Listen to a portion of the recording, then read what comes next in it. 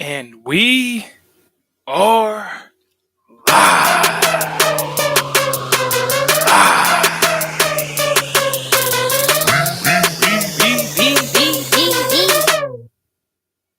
We want the gold, sucker.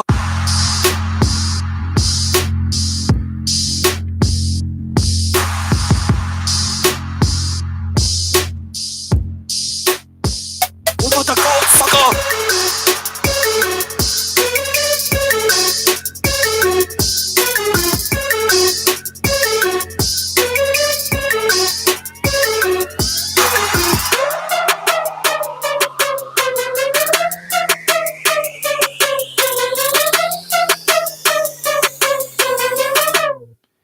What up, y'all? Got a great week this week. But let's get into it. Let's really get into the mix of this thing, because I got something I got to get off my chest. The name of this week's show, don't call it a comeback. LL said it. Don't call it a comeback. I've been here for years and mama said knock you out. First words. Hence the title of the show is Goose is back.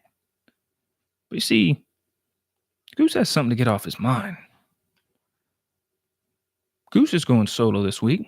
Last week you heard Sage the Mark say Goose is going solo. But I'm curious. I'm curious as to not so much the where is Sage the Mark, but what is Sage the Mark doing? What's he doing right now? Last week, he specifically said, you're probably going to talk some trash about me, but just know he's not saying it to my face. Well, I'm here now. I texted you earlier and said, I'm going to be on the show and keep it real. I'm going to tell you just like it is. And that's what I'm doing.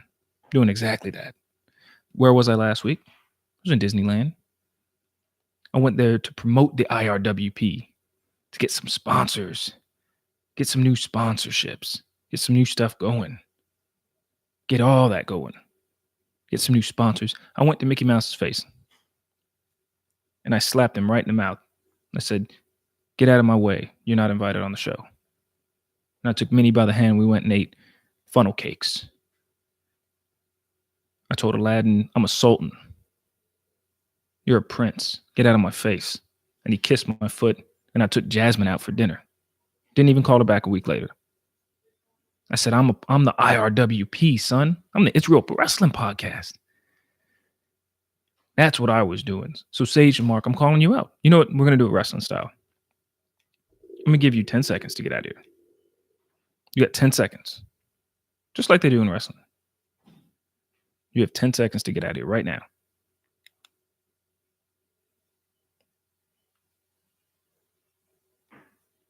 7.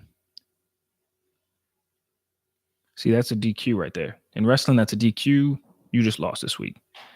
You just lost this week, Sage and Mark, because you're not here. And next week, tune into the show. Both of us will be back. And I'm going to confront him next week on the show. So I want to talk about that. Last week, Sage and Mark brought up some really interesting points about the things he liked, which conveniently is the stuff I don't like.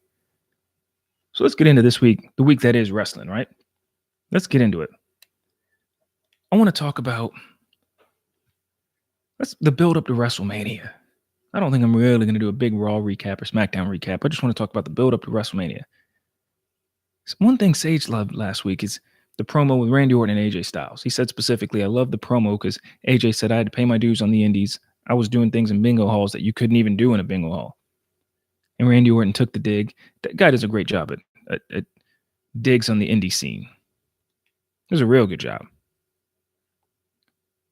But I don't like this feud. It seems to me like it's, man, I have nothing for Randy, nothing for AJ. The veterans, they'll be able to hold their own in the ring. But will they? Like, this is a mid-card of the mid-card match. What I want to go through, and this is what I'm getting at, is what are your expectations, all the listeners out there? What are your expectations of this card? Because on paper, and I'm going to research this and come back next week, I want to know, is this on paper the worst WrestleMania card of all time? Think about it.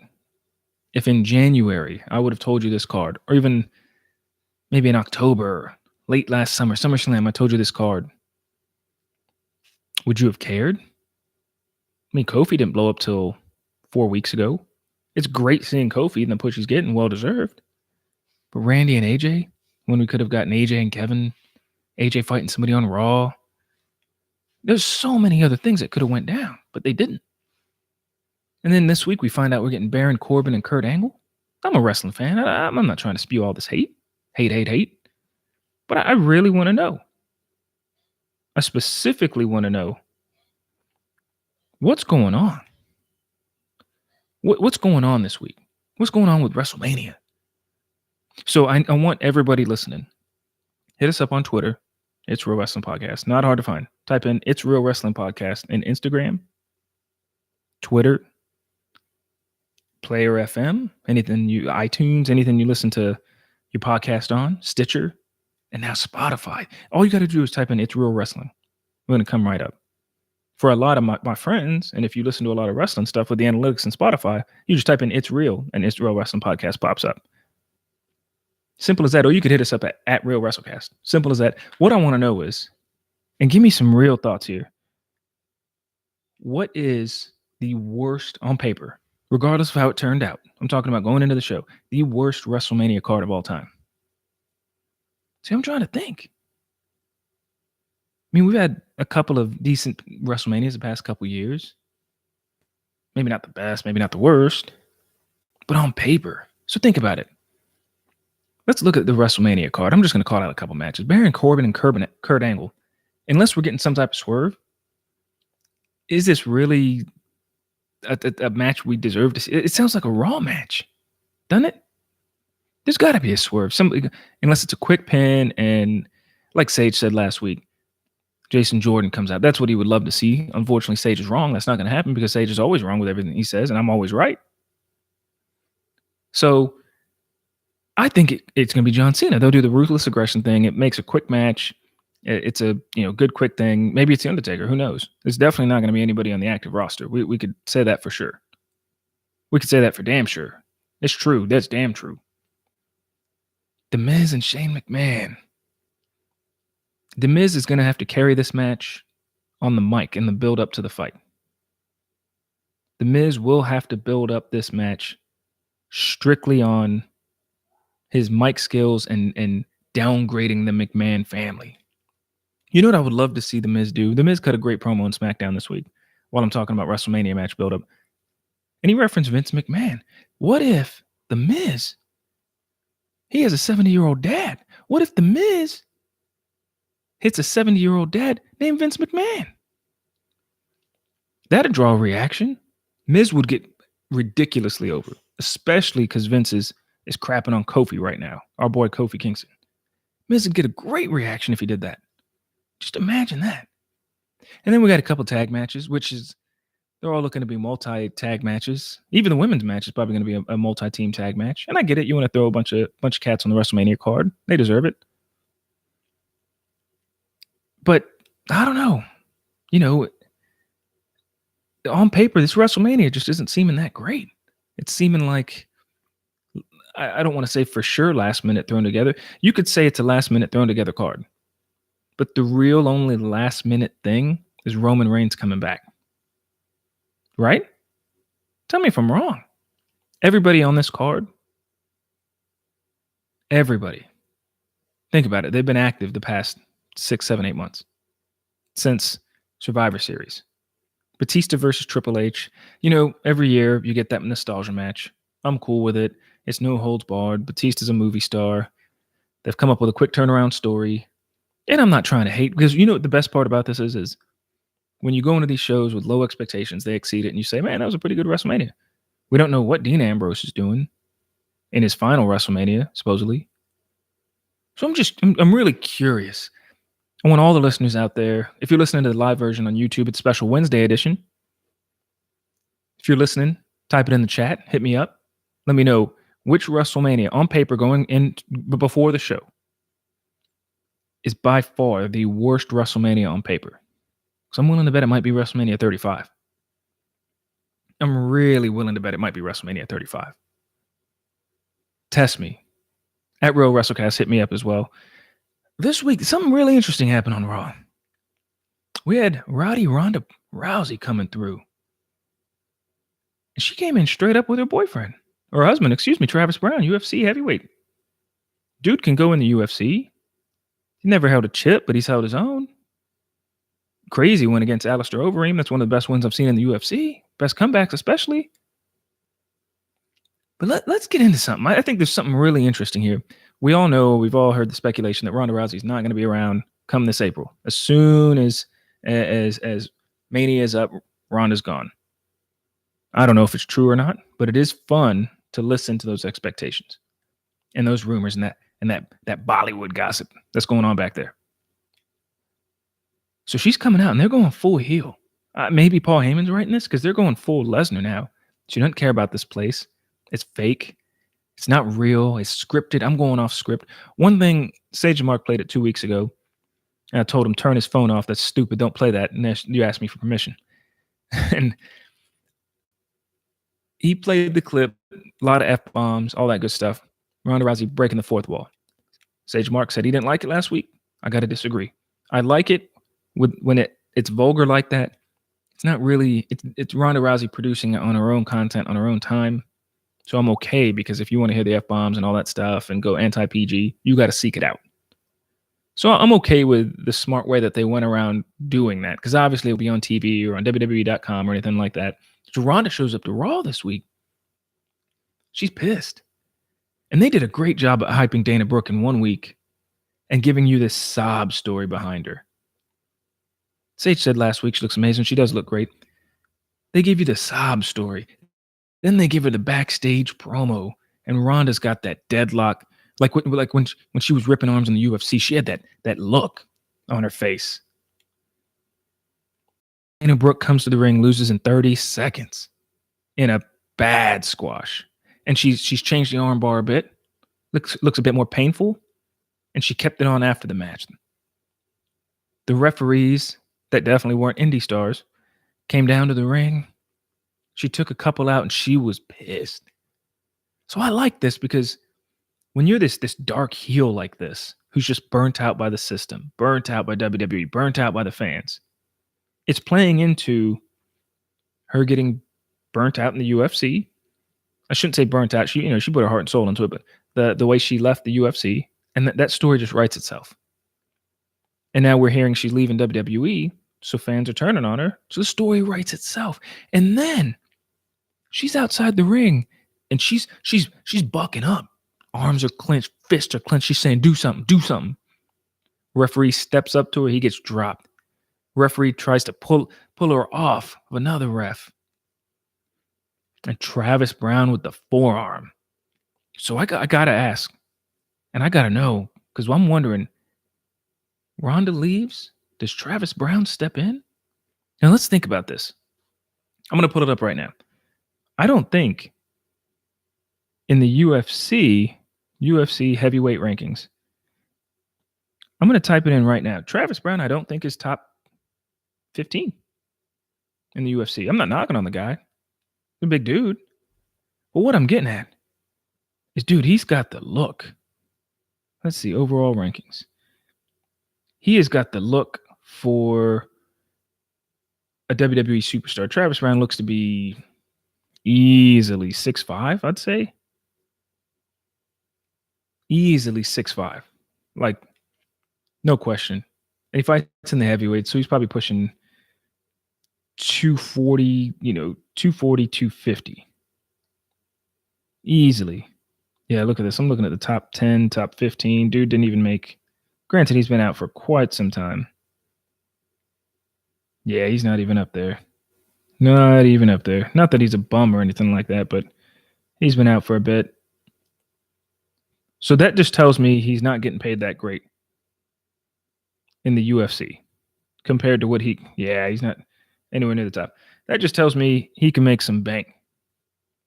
He can make some cash, some moolah, some dough, dinero if he goes to the WWE. And his story as a heel, so he's already a big guy. His story as a heel is already written. We don't like you because we associate you with Ronda Rousey. And you could have Paul Heyman, when and if Brock leaves soon, manage the dude. Clearly he's a big guy, muscular, all that stuff. He's got the look. let him train for a bit. So I think this is the beginning of Travis Brown making his WWE debut. Leave the UFC, make more money in WWE, especially since you're tied to Ronda, because he hit that solid forearm this week. So I just thought, man, this writes itself. This truly writes itself. You got to let this go. So my question to the fans out there, to all the jobbers who be listening to us, if he hasn't already, should Travis Brown be in the WWE, and what kind of impact could he make? What kind of impact would this guy make? He's got the look and he's got the story. He's defending the Superwoman heel. I'd love to see it. Rest of Raw was boring. Raw, there's a running joke in the internet community. Raw is bore. I got to say, I wasn't too intrigued. And I spent this week, 4.5 hours watching Raw. I watched the Hulu cut. Sage Mark, my partner in crime, watches the Hulu cut every week. And it's an hour and a half. So I thought, you know what? I got Hulu. Shout outs to Spotify Premium for giving us free Hulu, even though it's got ads. I still love you. And I went and watched it in an hour and a half. And I said, all right, let me see what I'm missing. And there wasn't much. A little Elias segment, a little Alexa Bliss segment, a couple backstage things, nothing much. So I watched the entire 3-hour Raw as well. The audio editing is just terrible. Flat out, the editing isn't that great. You can tell a lot of stuff. And I'm going to get into something that I think was heavily edited out during the Batista interview. The Hulu cut wasn't bad, but the Raw it was a traditional just, hey, we got 2 weeks until Mania. I'm not asking for surprises. Maybe we were all hoping for a little bit more when Kurt Angle announced he was going to have his last match against who? Baron Corbin. And Kurt Angle said Baron Corbin. So I think Raw was just a bit underwhelming. I didn't mind that Sasha and Bayley said that they're going to go pay a visit to SmackDown. And we're getting Beth Phoenix back. I don't know if that's a long-term thing or a nostalgia WrestleMania thing, but we're getting Beth Phoenix back. Sage and I were just talking about a couple weeks ago. There's not enough women tag teams. And since they do the thing of just throwing two girls together and hoping it works, it's great to bring Beth Phoenix back. Why not? You know what I mean? So shout outs to Beth Phoenix for coming back. Rest of Raw was just obsolete. Dare I say obsolete. It just wasn't great. What else happened? There wasn't even that much this week outside of the ring. But you know what? There's something I do want to get into. And it's another question. I'm full of questions this week because I'm sick and tired of giving answers. I left last week. Sage and Mark said I was going to talk bad about him. I am talking bad about him. I show up this week and he doesn't show up. It's kind of like when Becky Lynch shows up and Ronda's nowhere to be seen. That's kind of what I liken it as. So I got to ask all the WWE universe. Raw was in Chicago this week.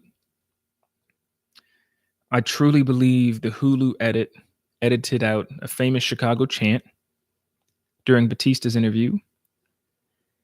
And we started up the CM Punk chants again. So I got to ask that.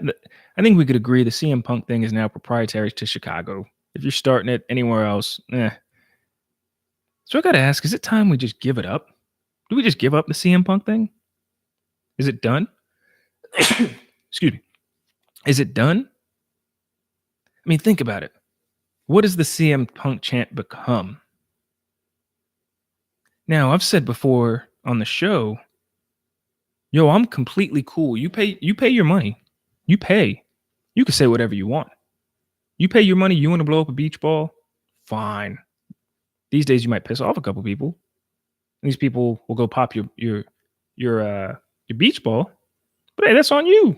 That's on you. People if they're gonna pop your beach ball, they're gonna pop it and say, yo, I don't like that. That's disrespectful. But you know what? You paid your ticket. You snuck that thing in. Do your thing. The CM Punk chants. Let's talk about the CM Punk chants. Do we need to stop? Chicago, I'm talking to you. In Chicago, I love the city. Been there a good 5, 6, 7, 8 times. Family in Chicago. Diehard Chicago Bulls fan. Lauri Markkanen. Zach LaVine. The future of the franchise. Otto Porter's playing great. Couple of injuries. Hopefully we tank. Maybe get a point guard in the draft. Case in point, I love the Chicago Bulls. Shout outs to everybody watching the show. Smarkdown. What up, Mr. Goosen? Smarkdown. I am riding solo this week. Sage Mark is not making it. I don't know where he's at. I called him out at the beginning of the show. Gave him 10 seconds. He got disqualified. Now he lost to me this week. So let's talk about the CM Punk chants. They're proprietary to Chicago, but what do they mean these days? CM Punk hasn't been in the WWE for what, 3, 4, 5? Oh, no, more than that. Years now? So here's the thing. Lionheart, what up? CM Punk chants need to go away. What chants can go? What chance can go with it? Brother, get me in there. I'll help carry the load. All right, Smarkdown, I'm going to send you a personal message. We're going to get you on the show, hopefully before WrestleMania, for some WrestleMania hype. Hype in the chat. So I got to ask, okay, the CM Punk chant, it no longer means you want to see Phil Brooks. It no longer means you want to see CM Punk. It does not mean that anymore. I'm breaking this to you right now. The CM Punk chant does not mean you want to see CM Punk get in that ring and put somebody out with the go to sleep. The CM Punk chant now means we are watching a boring segment of Raw. The Batista thing wasn't that bad, but now we've turned wanting CM Punk, this guy who you wanted to hear on the mic. And he was PG on the mic too. He was very PG on the mic, and he would hold his own. But now it's become a let's chant because we're substituting CM Punk for this is boring. Can we do that? Is that right? Shout outs to the chat. Smarkdown saying CM Punk is the protest chant, which sucks because I love Punk as a wrestler and his legacy is the guy people chant for when things aren't going well. Let's put that in Merriam-Webster's dictionary. Nah, bump that. Let's put it on Urban Dictionary. The CM Punk chant is a protest chant now. It means this is boring. We don't like what's going on now. Because the Batista promo was not that bad. Batista's always had a great way of dressing up and having a certain outfit or wearing certain things certain ways that make him look like a douchebag when he's a heel. And it works great. Dude wears skinny jeans for a bit, all that stuff. The dude, he knows how to play the heel. The promo wasn't that bad. He got tired of even talking and just booked it. But now the CM Punk chants, fans, do we have to stop? We need to ask ourselves that. Do we need to stop with the CM Punk chants? I gotta know. Because right now it's just a protest chant. So now by protesting, you're disrespecting, right? You're disrespecting CM Punk, who we'd all love to see back. I don't think he'd do that great in the ring now. He's been away for so long. And there's a lot of talent that's better than him in the ring than when he was around. No knock on him, it's just times have changed. But do we need to stop with the CM Punk chant because we're being disrespectful to CM Punk? CM Punk, I'm gonna do this. I'm gonna go into work this week. And if I go to a meeting, and we all got meetings, and this meeting's boring, I'm gonna start chanting CM Punk. Watch what the hell happens to me. I'm gonna be walked out that building without a job, and Mrs. Goosen ain't gonna like me. I'm gonna lose my house. I won't be going, and then I'm gonna have to go to Disneyland and smack the hell out of Mickey Mouse again, right in his face. The only person I got that I was happy talking to at Disneyland. And I know y'all are thinking, yo, Heel Goose, why'd you go to Disneyland? The only person I liked talking to was Gaston. He ate a dozen eggs. I did 250 push-ups. Shout outs to Gaston. Let's get into some other stuff because I could talk about, like Sage did last week, I could talk about the CM Punk chants like he talked about Ronda Rousey last week. I want to bring something up here. There's women who have debuted on the main roster that don't have a lot of wrestling experience. Ronda Rousey's one. But then there's guys who have debuted on the roster who just don't have a lot of wrestling experience. A lot of them have flopped. Maybe they were in NXT for a little bit. Maybe they weren't. So another question that I got for you this week as I question the state of wrestling today. Is it easier or harder for a woman to become a good wrestler? And you could use the term good however you want. Can a woman become a good wrestler faster than a man? Right now, at least. Is it yes? I think so, yes. And I say that because women's wrestling's fairly new. Like women's true wrestling. We're out of the diva age. We're talking about Sasha Bailey age. I say yes, because think about it. We're just now getting into different styles for women. There's styles that haven't been out there yet. There's no cruiserweight style high flyer wrestler. Steven Tayas, hey, what up, man? How you doing? I feel like that with EC. Yeah, EC3 is hella underutilized. Hella underutilized. Matter of fact, I'm going to put him on the IRWP Milk Carton Award nominee. EC3, where is EC3 at? It's like Justin Bieber said, where are you now that I need you? He's going on the back of a milk carton. EC3, damn. And we're probably going to see him in the Andre the Giant Battle Royal get eliminated real quick by Braun. But let's go back to it. I think in the women's division, we're just getting tags. But there's no cruiserweight. There's no high flyer. Naomi's probably the best we got. As close as we can get it. You know, she could do the springboard and things like that. We have the Queen of Spades in NXT. She's kind of the grappler submission type. Sasha Bailey. Sasha's a bit daring. Bailey's a bit more pure wrestler, that kind of technical style. So I think, I really wonder, is it easier for a woman to be good on TV than it is for a man? And I feel like for a man, if you're 6'8", you're automatically considered a big man. So you better learn a big boot real quick. And you better hit the weights because you're supposed to be tossing people around. But you're typecast into that. Maybe that's what I'm getting at. Maybe as a man, it's easier to get typecast. So let's think about that, right? Jinder Mahal, typecast. Bad. Stereotype. Right? Like, you're a big Indian dude. Let's give you some 2 Indian Bollywood cronies and an Indian theme music. And Rusev, you two, go with a hate America gimmick. If you're not from America, you essentially at some point will probably go an anti-America gimmick. You know what I mean? Let's see. Smartdown, props in the chat. That's why the Performance Center is huge investment in the small PCs. Performance centers that'll pop up around the world will help the NXT brand. The NXT brand has done great. The NXT brand has done amazing. Think about it. How many people do we have on this WrestleMania card? WrestleMania, biggest event of the year, of course, that are NXT folks. That's a good chunk. So let's get rid of AJ, Randy. I guess I would consider Daniel Bryan, even though that was the early iteration. He did the choking thing with the tie on Todd Phillips, got fired. I wouldn't consider him true NXT. The Miz. Other than that, let's think about it. All the women except for Rousey, and Rousey's an attraction, are NXT. Yeah, we're really at a point where we're soon going to be at a point with the exception of the special attractions, the Brocks, Undertaker, Cena's, we're going to be at 100% NXT TV, which is amazing.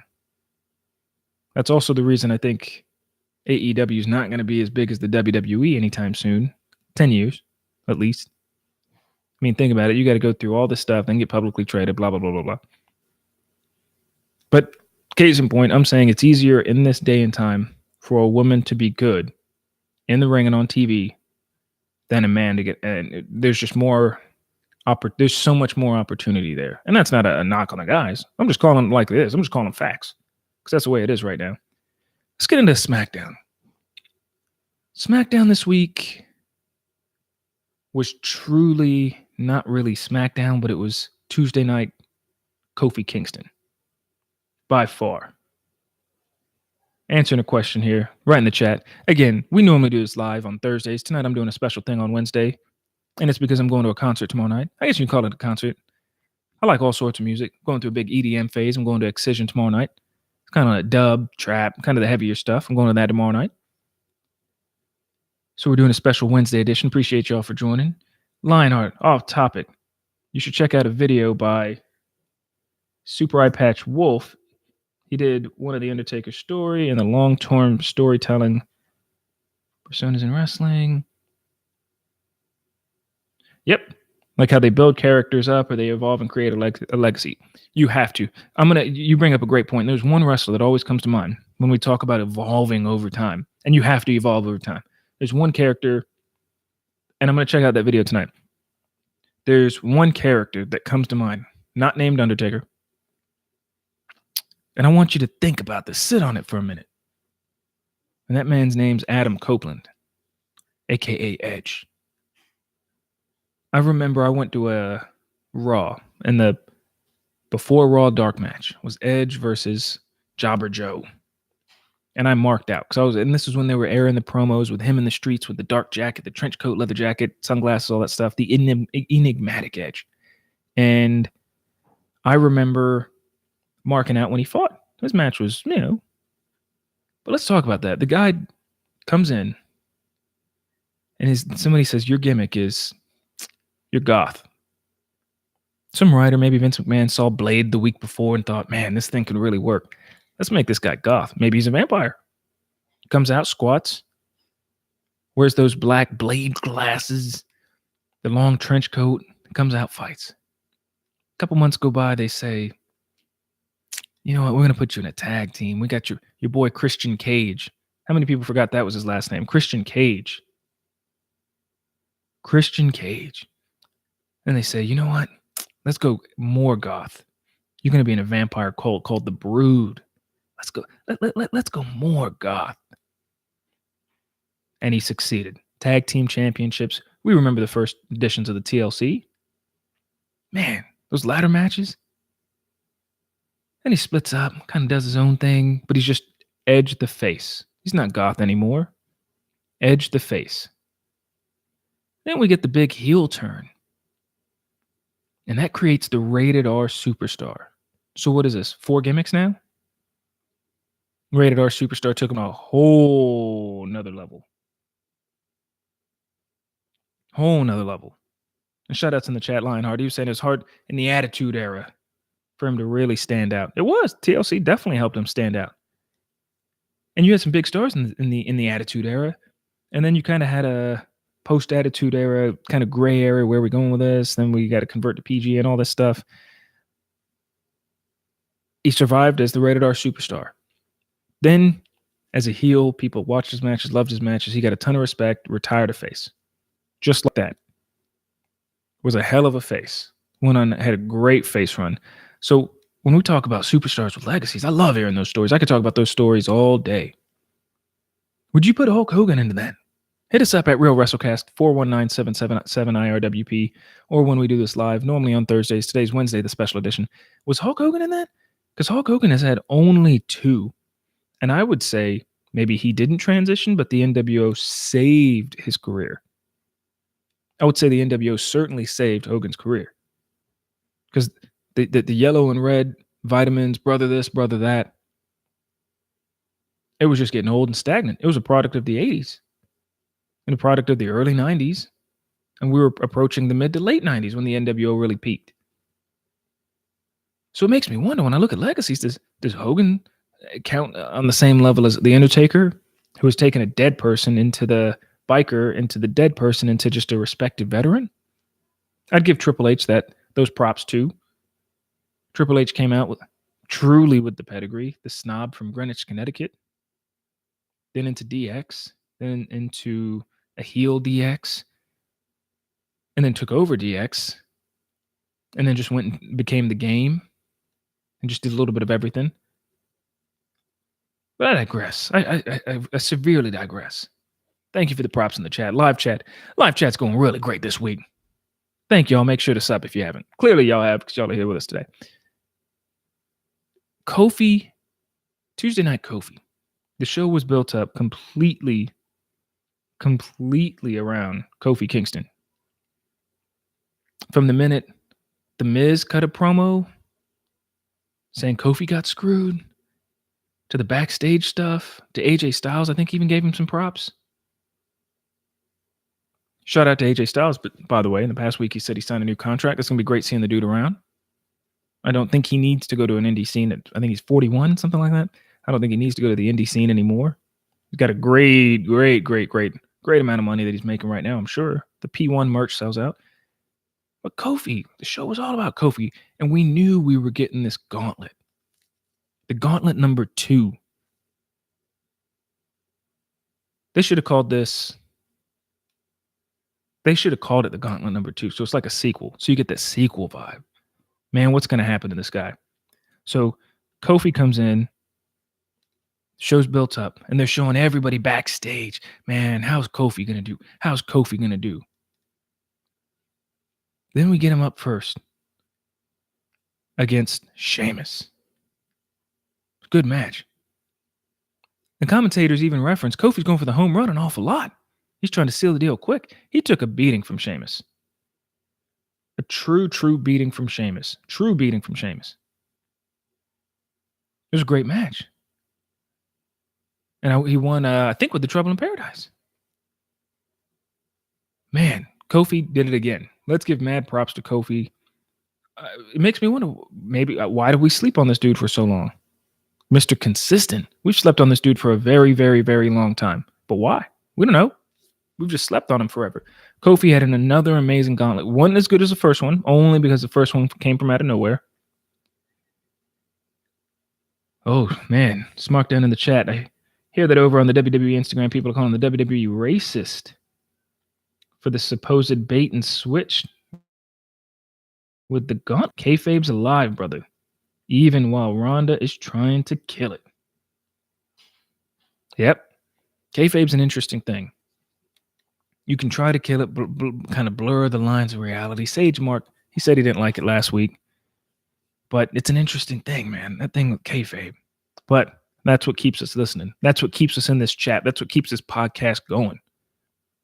Shout outs to y'all on the like, by the way. Appreciate all y'all in the chat and those of y'all supporting with that thumbs up. So Kofi stole the show yet again. We got to give props to this man.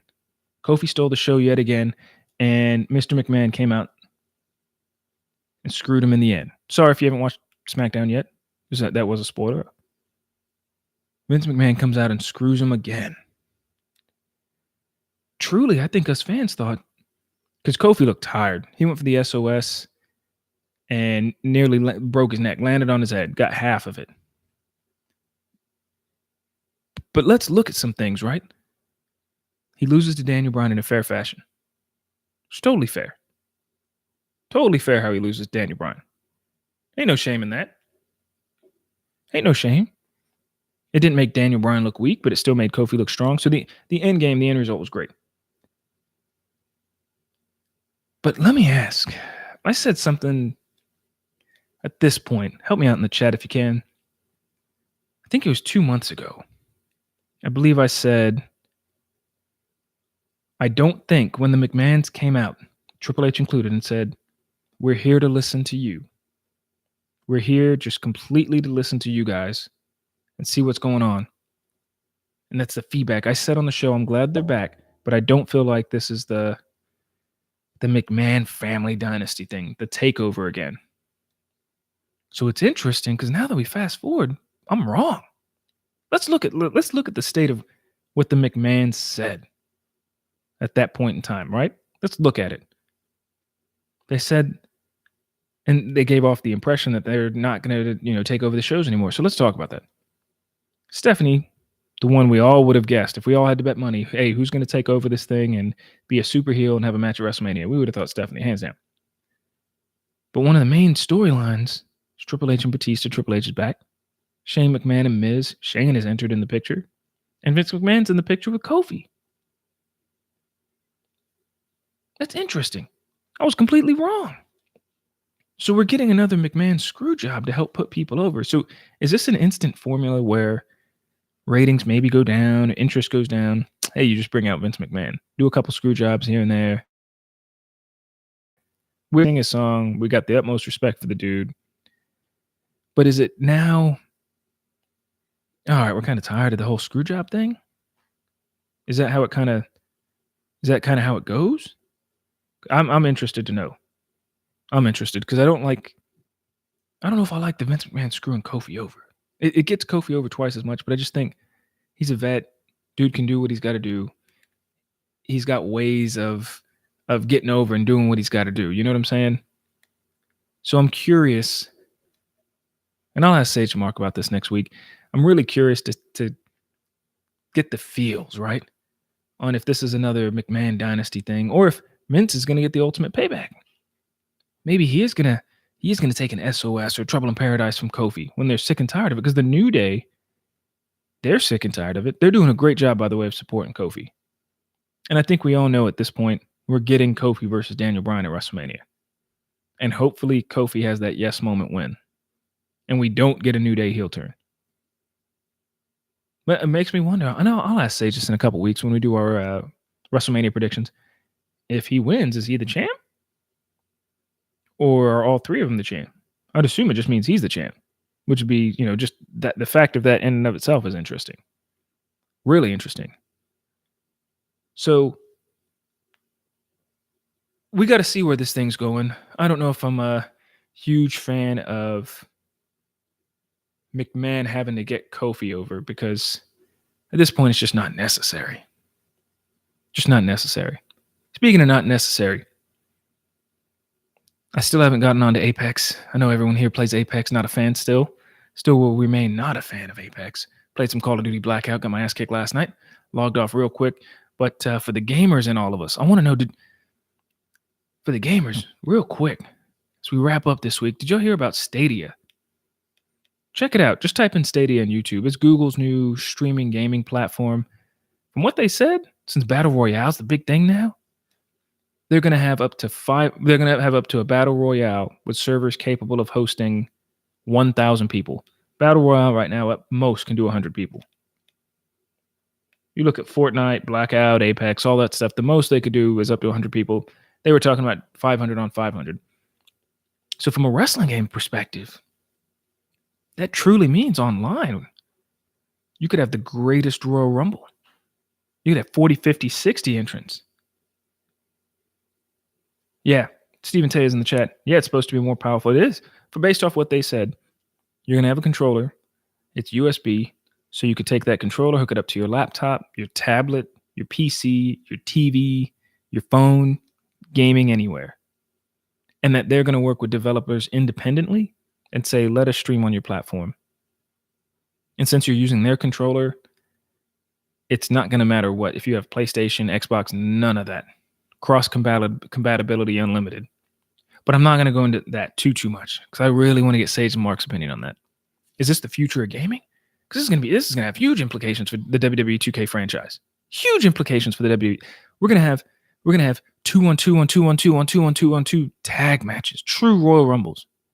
When I played 2K19 and 2K18 and all that, I think there's a max amount of people, maybe 8, 6 that you could have in the ring at any time for a Royal Rumble. Max.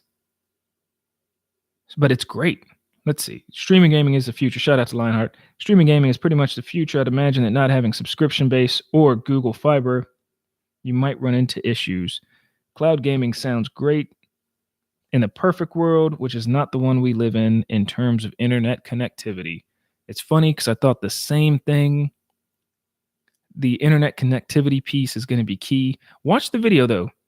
They talk about you don't need the best PC, the best Xbox or whatever. You just need internet.